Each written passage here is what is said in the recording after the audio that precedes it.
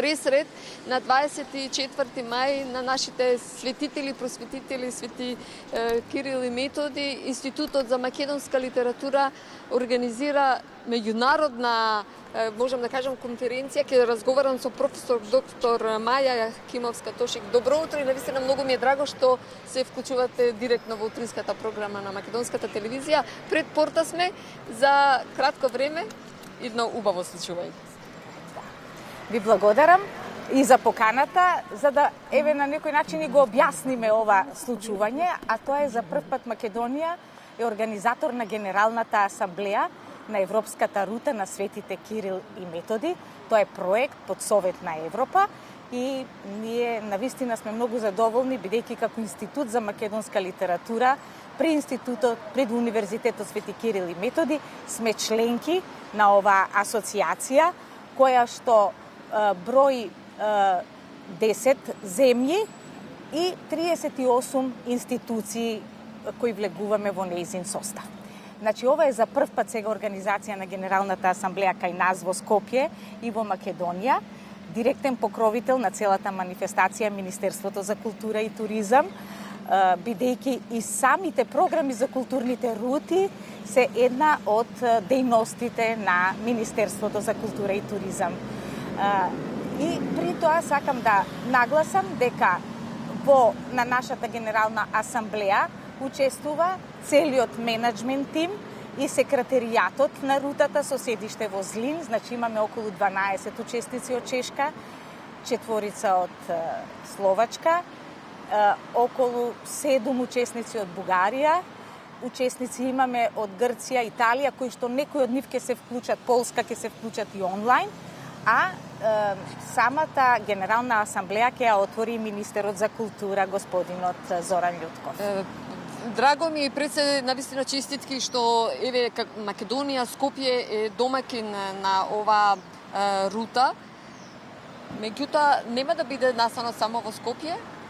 Ќе завршите каде што навистина, како велиме, Охрид и светите наши просветители, односно свети Кирил и Методи, секогаш се нашите нешто што завршуваат во Охрид и секогаш кога зборуваме за Охрид, знаеме да спомнеме дека и да си кажеме дека тоа е многу важно да се напомене дека и самата Генерална асамблеја и сите овие придружни манифестации околу неа се одвиваат во чест на светите Кирил и Методи и на нашето македонско чествување на празникот 24 мај, бидејќи самата организација на Генералната асамблеја вклучува и организација на една трибина посветена на културното наследство на светите Кирил и Методи, специјално во Охрид и Преспа, каде што целата оваа делегација од 30 учесници, меѓу кои најголем број на странски гости, се селиме во Охрид,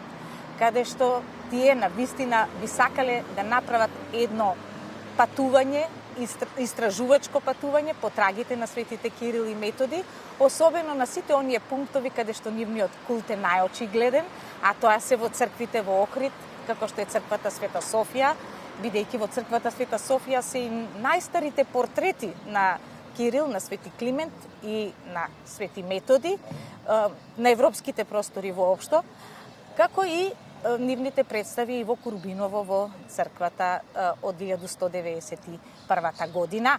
Меѓутоа, самиот култ на светите Кирил и Методи, самиот култ на светите Климент и Наум Охридски се најизразени токму во Охридското книжевно средиште, бидејќи тие, како култови од Моравија, директно доаѓаат во Охридскиот книжевен и духовен центар, каде што на нивната афирмација, прослава, се задржал нивниот најзначаен последовател, а тоа е свети Климент Охридски.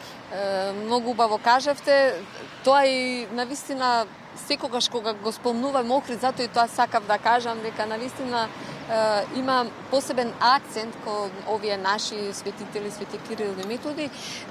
Нема многу има за зборување, меѓутоа главната тема на денешната конференција, вака меѓународна конференција на овој денешен настан тука во Порта Македонија, главната тема се светите Кирил и Методи? Се разбира. Се разбира, Тоа е така. и мисијата на светите Кирил и Методи во самата метната во самата асоциација која и се именува по нив Европската културна рута на светите Кирил и Методи, а идејата е да го споделиме сите нивното културно наследство, нивните вредности, нивните сите оние завети што тие ги оставиле во секоја национална култура и да ги споиме во една пансловенска прослава и паневропска прослава. Навистина, јас само уште еднаш ќе ви честитам, нема да ви одземам време, знам дека веќе сте во подготовки за настанот, убаво да поминете и верувам ние како домакини, кога станува збор за светите Кирил и Методи, навистина имаме со што да се пофалиме и како книжевност, и како културно наследство, и како просветители, навистина особено ми е драго. На тоа се должи големиот одзив и бројката на странски учесници. Тие сакаат навистина да ги следат, да ја следат патеката на светите Кирил и Методи во нашата земја, која што ние на мапа и ќе ја исцртаме.